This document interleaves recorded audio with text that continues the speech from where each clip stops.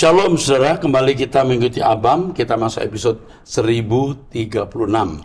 Saya bersama dengan Pendeta Dr. Yehuda. Mari kita mulai, Pak. Baik, Pak. Yang pertama dari seorang wanita usia 58 tahun, ibu rumah tangga, memiliki 3 orang anak, tinggal di Palembang, Sumatera Selatan, jemaat dari salah satu GBI. Shalom Pak Eras yang dikasihi Tuhan, saya seorang ibu dari Sumatera Selatan yang bulan kemarin minta tolong didoakan Pak Eras untuk anak saya yang belum dapat perusahaan untuk bahan skripsinya, yang boleh dibilang susah sekali.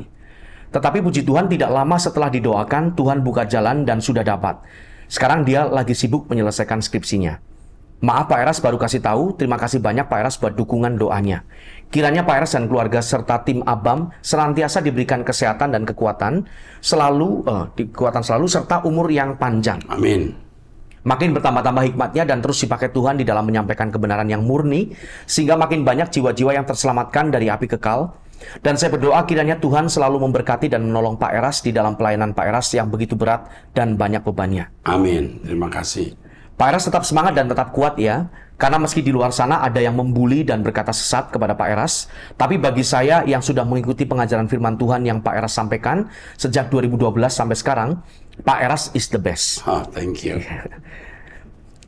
Bukan berarti saya memberhalakan Pak Eras, tetapi pengajaran yang Pak Eras sampaikan benar-benar membuat iman semakin bertumbuh, kokoh, kuat, dan mengakar sampai menyentuh kedalaman hati. Amin.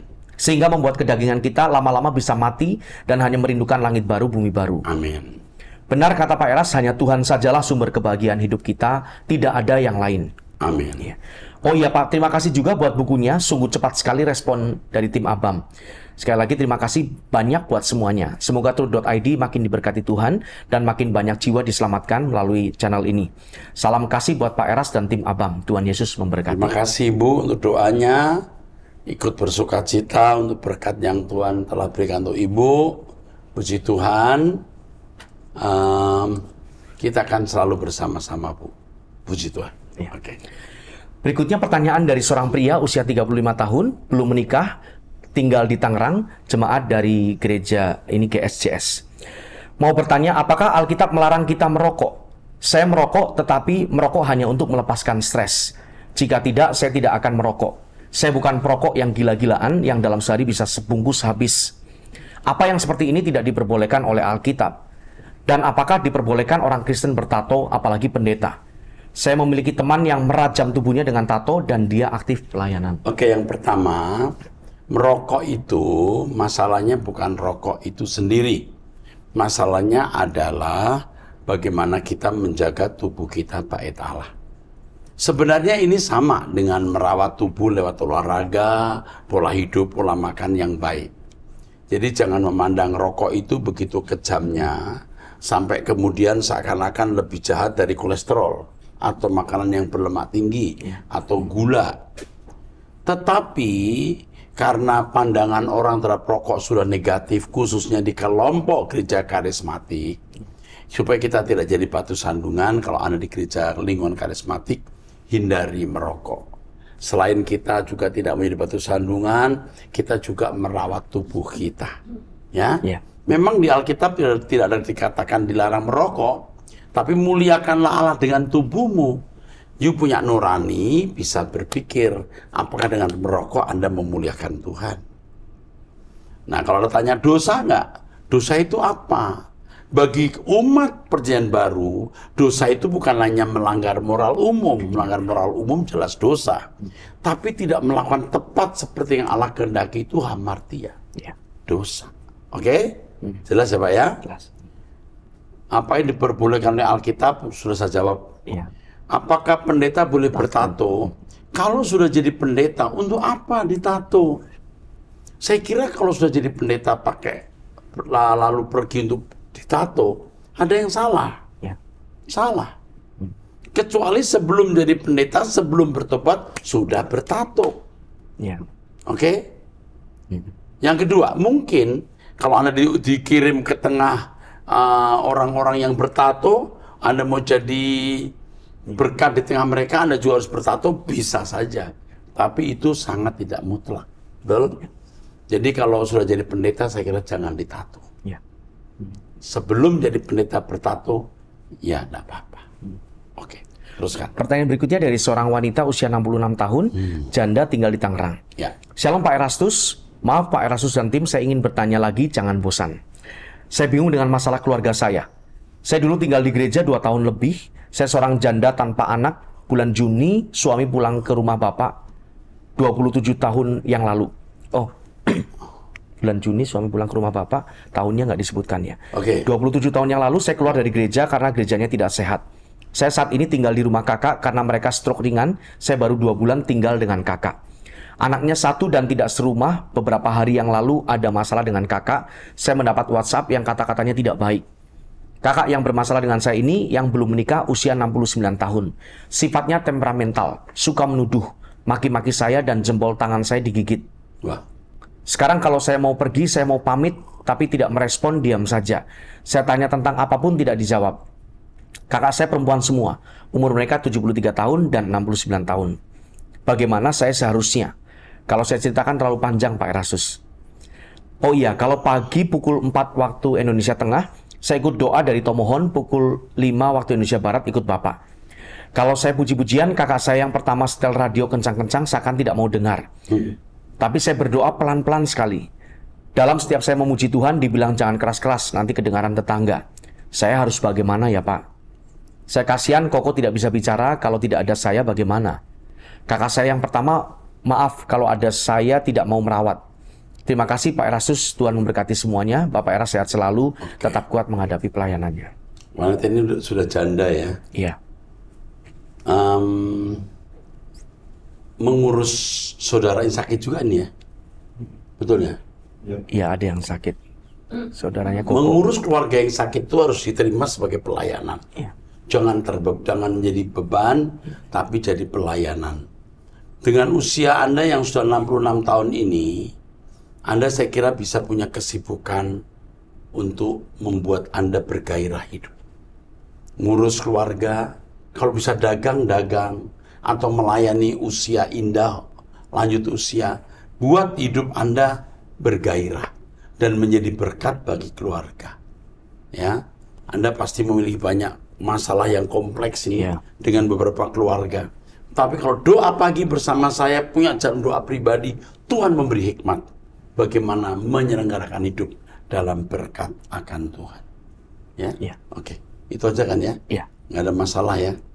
Ya, Situasi sikapnya terhadap kakak itu. Ya, jadi berkat aja udah. Mereka harus Anda pandang tidak sehat. Iya. Mereka semua itu pasien dan Anda perawat yang dikirim Tuhan untuk keluarga besarmu. Mantap. Pertanyaan berikutnya dari seorang pria usia 51 tahun, 3 anak, tinggal di Pontianak. Ya. Shalom Pak Eras, Bapak Rohani dan Gembala Senior yang saya kasih di dalam Yesus Kristus. Saya kali ini mau bertanya Pak mengenai dilema lowongan pekerjaan di dalam organisasi judi online. Apakah orang Kristen boleh terlibat dalam pekerjaan yang ada hubungannya di dalam kegiatan judi online? Contohnya seperti kasir, bagian confirm dana masuk ke bandar judi online, operator dan sebagainya. Karena sekarang ini ada beberapa gereja yang izinkan jemaatnya bekerja di judi online, asal bukan pemain atau pelaku judi online. Kalau menurut saya tidak. Jangan terlibat dalam pekerjaan semacam ini. Mungkin kalau saya jadi kepala pemerintahan dan punya wewenang, saya usahakan ditutup. Ya. Judi online itu merusak. Jangankan judi online, pinjol aja merusak cara berpikir. Ya. Jangan libatkan, ya. Kecuali hal yang memang resmi ya, seperti bank yang memberikan kredit itu ya, ini nggak resmi. Oke, teruskan. Saya mohon penjelasan dari Pak Erastus sebagai gembala senior saya, agar saya bisa lebih bijaksana memberikan arahan yang benar kepada jemaat saya, Pak. Jangan masuk dalam wilayah itu. Terus. Ya. Terus terang saya sama sekali tidak memahami sistem perjudian yang semakin canggih sekarang ini, yang berhasil menjebak banyak orang Kristen yang kurang pengetahuan dan masuk dalam bisnis ini, baik sebagai pekerja maupun pelaku judi online, Pak. Karena saya sangat trauma dengan yang namanya judi. Ya pokoknya namanya judi salah. Ya. Mau online, mau online, Ya, offline. mau offline tetap, mau onsite, mau online tetap salah.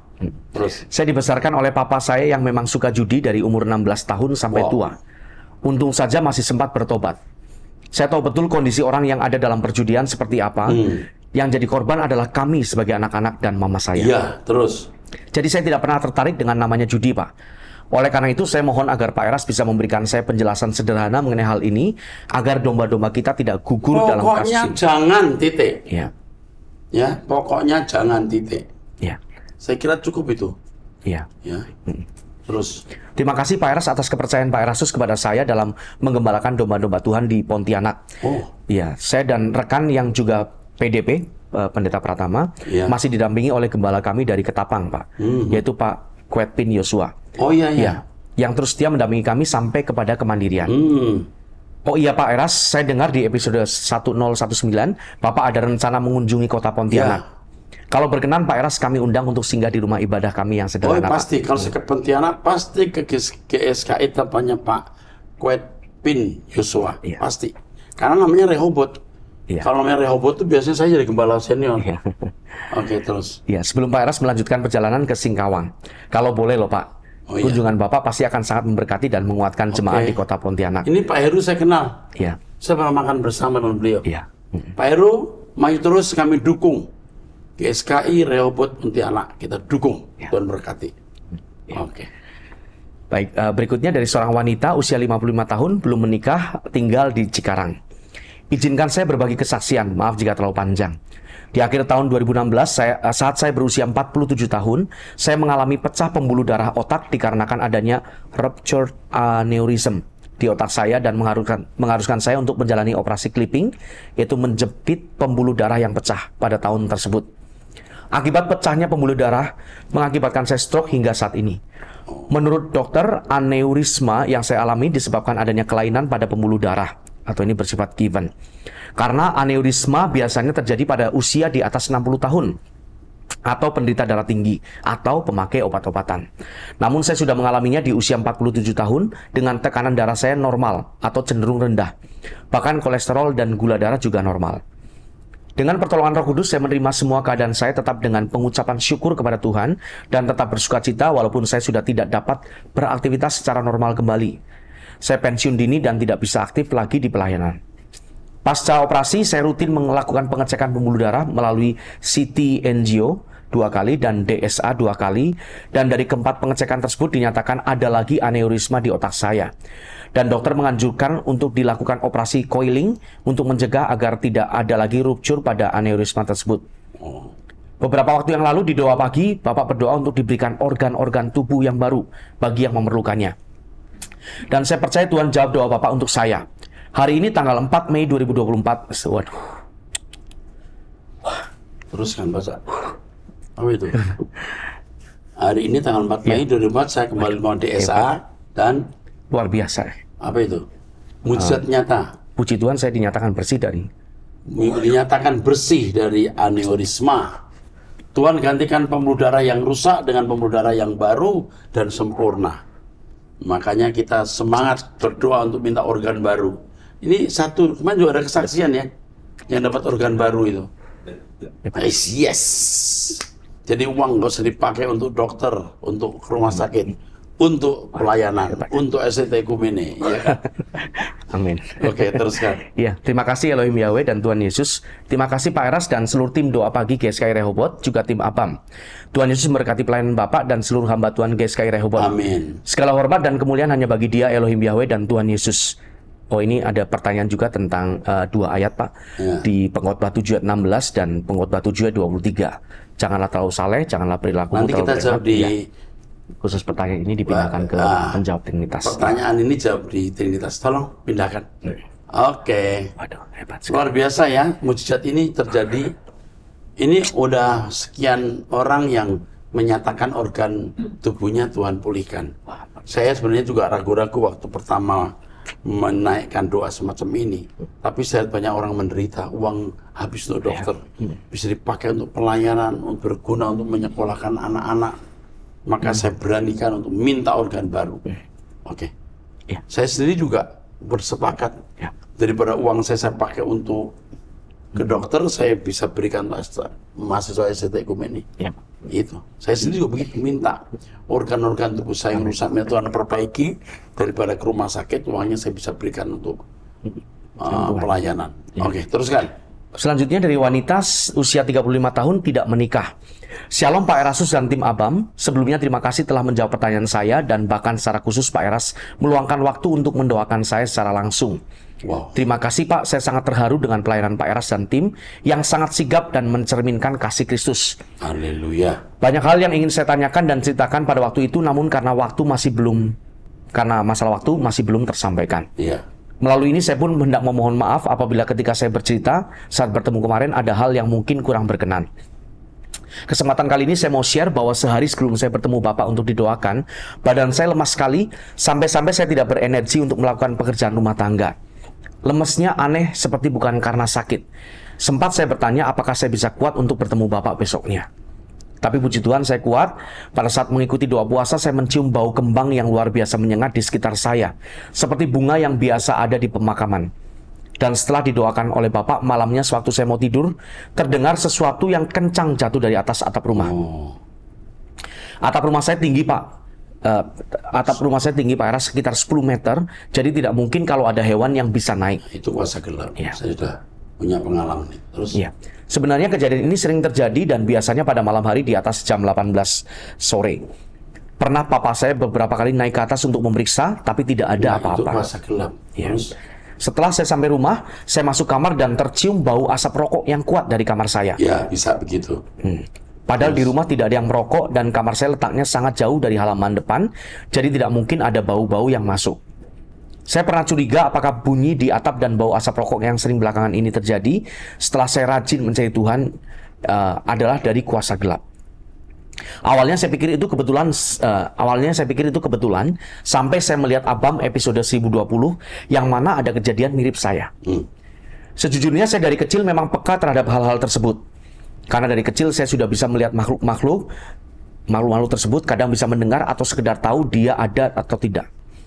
Jujur terkadang saya bingung Pak Eras, apakah hal-hal yang saya alami mulai dari apa yang saya ceritakan di Abam lalu-lalu, serta apa yang saya ceritakan kepada Bapak secara langsung kemarin, dan apa yang saya alami sekarang adalah runtutan yang terjadi karena saya tidak melakukan nazar ibu saya kepada Tuhan.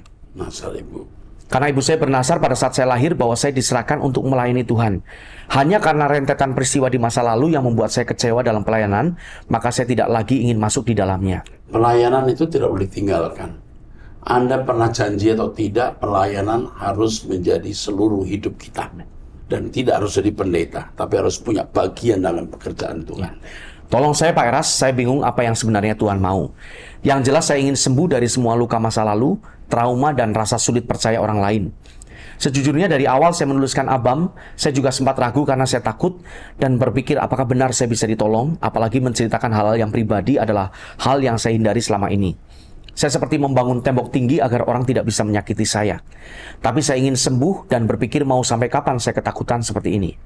Mohon petunjuk Pak Erastus karena hanya Bapak yang saya percaya. Setelah lama sekali saya tidak bisa percaya kepada orang lain apalagi pendeta. Sehingga lagu Buatlah Sesuatu Yang Baru dalam hidupku itu benar-benar kejadian di dalam hidup saya. Terima kasih, Tuhan memberkati. Oke deh. Saya kira ini perlu pelayanan khusus ya. Ini pernah saya layani khusus ya nak?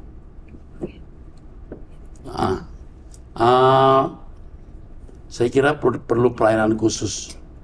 Jadi perlu perhatian khusus. Selain masalah kuasa gelap, ada masalah psikologi juga. Ya. Bunyi duk itu kuasa gelap. Ya. Saya udah pengalaman itu.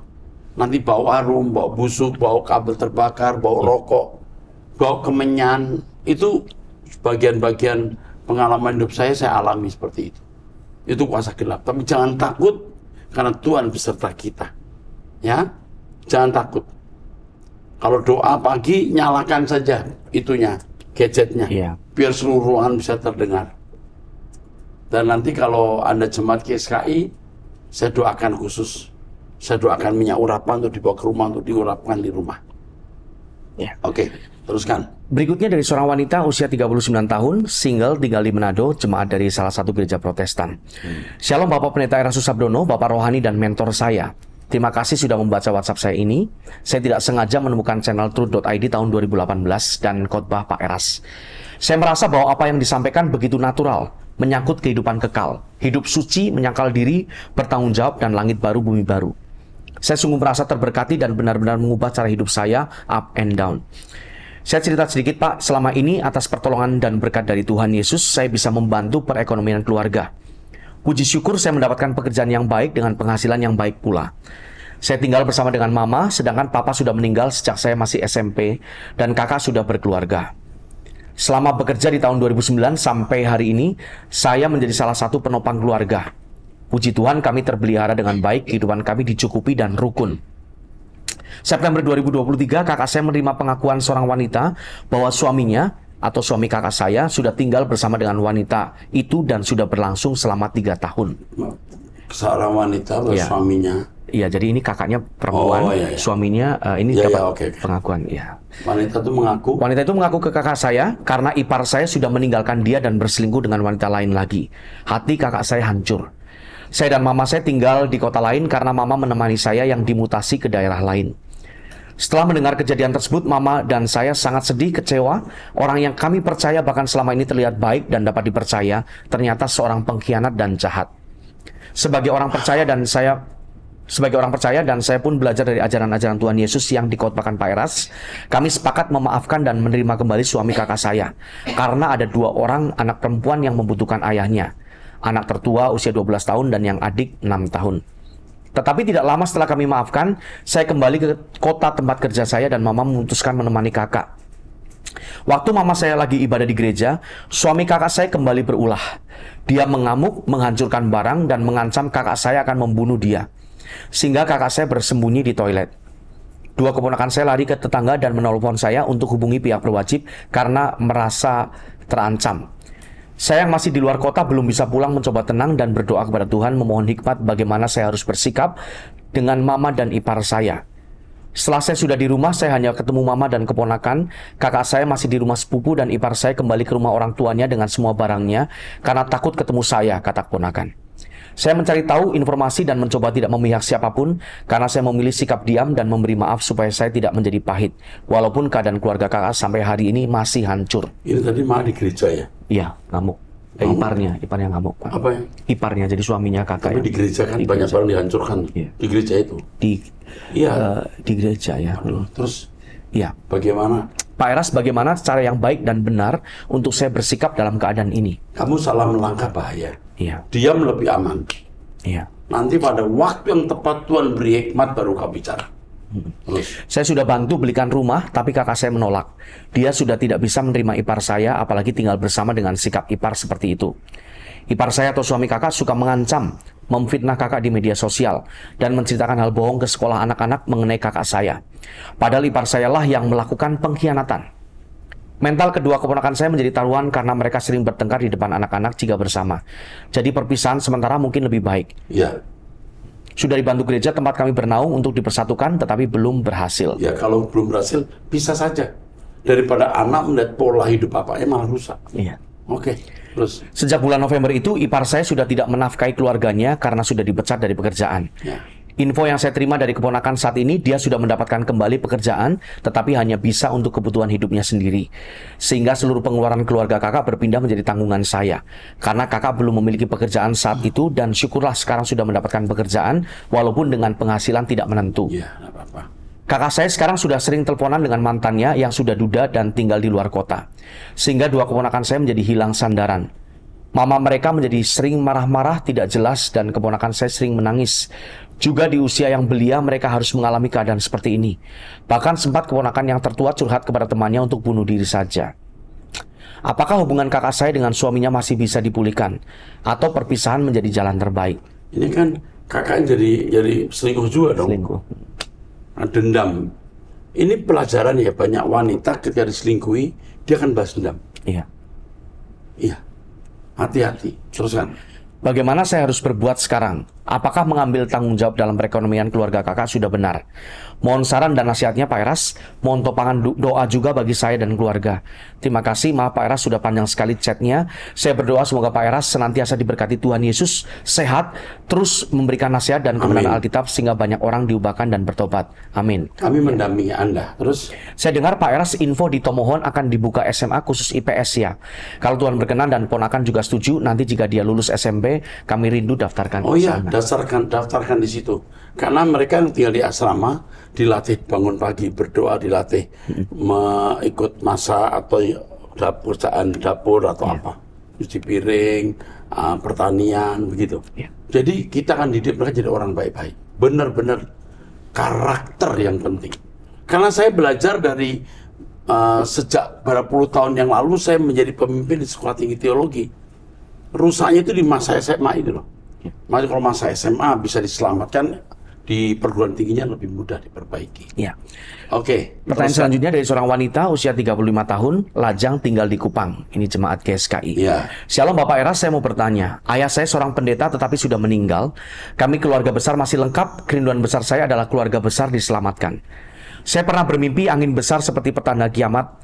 Lalu di dalam mimpi itu ada bapak saya sedang berdoa di dalam rumah bersama mama dan adik-adik saya. Lalu saya melihat keluar ada kakak dari mama saya, tetapi anginnya kencang. Saya menyuruh adik saya memanggil beliau untuk masuk, tapi beliau hilang begitu saja. Jadi saya masuk dan berdoa serta berbahasa roh dan diartikan, aku segera datang, persiapkan diri. Sebanyak 3 kali. Lalu saya berkata, Tuhan bagaimana dengan kakak-kakak saya? Lalu Tuhan menyebutkan nama mereka ada 3 orang dan dikatakan mereka keras hatinya. Lalu bagaimana Pak Eras? Saya terus mendoakan sampai sekarang. Kadang saya menangis ingin mereka berjuang bersama seperti saya berjuang. Terima kasih Bapak atas kebenaran setiap hari yang membuat saya terus bertumbuh. Kiranya Tuhan terus memberkati Bapak dan tim semua. Terima kasih, Tuhan Yesus memberkati. Doa itu dialog. Jadi bukannya sekedar kita mau meminta sesuatu. Apa yang patut kita doakan, itu baru kita ucapkan. Yang kedua, selama orang masih hidup, dia kita doakan. Tapi kalau orang sudah meninggal, tidak bisa didoakan lagi. Jadi kalau masih hidup, selama masih ada kemungkinan bertobat, didoakan. Cukup jelas ya? Iya, jelas. Oke, teruskan. Berikutnya dari seorang wanita usia 39 tahun, menikah memiliki 2 orang anak tinggal di Kupang, NTT, Gereja Protestan. Shalom Bapak Rohaniku beserta semua tim ABAM yang saya kasih dan hormati di dalam Tuhan kita Yesus Kristus. Terima kasih Bapak Rohaniku karena sudah menjawab pertanyaan-pertanyaan saya di ABAM.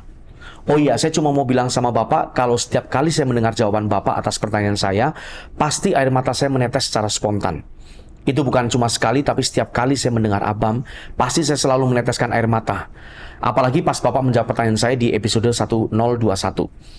Terakhir Bapak bilang kita akan bertemu bukan cuma di LB3, Langit Baru Bumi Baru, tapi suatu hari kita bisa bertemu, dan kata-kata itu kembali mengingatkan saya 2 tahun yang lalu ketika saya baru tiba di Malaysia untuk bekerja. Saya pernah berencana kalau saya habis kontrak 2 tahun dan waktu saya pulang, saya akan singgah di Jakarta untuk beribadah di tempat Bapak. Dan sekalian bertemu dengan Bapak. Amin. Tapi waktu itu keponakan saya masih bekerja di Kelapa Gading sebagai asisten rumah tangga, dan saya berencana untuk menginap di rumah bosnya. Cuma sayang sekarang ponakan saya sudah tidak bekerja lagi di Jakarta. Jadi saya sedih karena niat untuk bisa bertemu dengan Bapak jadi gagal. Tapi dengar kata Bapak, kalau kita akan bertemu, saya jadi yakin kalau saya pasti bisa bertemu dengan Bapak, walaupun cuma peluk Bapak dan bilang terima kasih karena sudah mengajarkan saya kekristenan yang sesungguhnya. Amin. Kadang saya berpikir bahwa kita orang Kristen itu ibarat orang kursus. Kalau orang kursus komputer atau menjahit cuma 3 atau 6 bulan saja, orang sudah bisa cerdas di bidang itu. Kita orang Kristen harusnya sudah kursus sejak lahir, bahkan sampai mati. Amin. Tapi tidak pernah cerdas dalam bidang sempurna seperti Bapak, atau serupa dengan Yesus. Itu masalahnya bukan karena murid yang tidak cerdas, tetapi karena gurunya yang tidak mengajar dengan benar. Ya, gurunya artinya ini pendeta ya? Ya. Oke. Di gereja saya sekarang ini semakin merosot dari sinode kami. Seakan-akan tidak mau mengajarkan kebenaran yang sesungguhnya. Sekarang dalam sinode kami itu sudah dibuatkan tema dan renungannya, serta ayat firman juga sudah ditentukan dari sinode. Jadi tugas pendeta cuma ke gereja membaca firman dan juga renungan yang sudah dibuat dari sinode. Firman dibacakan itu cuma sebagian kecil dari ibadah. Contohnya ibadah di gereja 2 jam, tapi firman cuma 30 menit. Bahkan ada yang cuma 20 menit. Sedangkan yang 1 jam lebih itu liturgi dan seremonial. Itu membuat saya tidak nyaman, Pak. Apalagi kalau dibandingkan dengan ibadah online dengan Bapak. Rasanya seperti ada kehangatan walaupun kita berjauhan. Tapi sangat menyentuh hati saya. Yes. Saya sangat bahagia bisa jadi anak rohani Bapak. Dan saya sempat berpikir kalau seandainya saya belum menikah, saya mau bekerja di Jakarta walaupun harus jadi ART seumur hidup saya. Yang penting bisa beribadah di tempat Bapak setiap hari Minggu. Karena saya bisa merasakan betapa bahagianya jemaat-jemaat yang berada di MAG Mall Arta Gading. Yang bisa melihat Bapak secara langsung. Ya. Oh iya, nanti tanggal 10 Juli 2024, saya akan pulang ke Indonesia karena saya ingat kata-kata Bapak yang bilang pulang dan jangan berpisah dengan anak-anak. Saya yakin semua kata-kata yang keluar dari mulut Bapak adalah dari Roh Kudus. Sehat selalu ya Bapak Rohaniku. God bless you always. Maaf ya Bapak Rohani, surat saya kepanjangan. Enggak. Nanti saya ke Kupang, tolong dicari nama wanita ini. Kalau dia udah balik bulan Juli. Di Kupang kami punya beberapa sekolah kejuruan SD, SMP, SMA, sekolah kejuruan, beberapa kejuruan, sekolah tinggi agama Kristen, dan sekolah tinggi teologi ya. Di Kupang. Tentu nanti saya akan bisa ketemu kamu. Saya sampai apal nama kamu ini. Iya. Oke? Sampai jumpa di episode 1037. Ya, Tuhan berkati.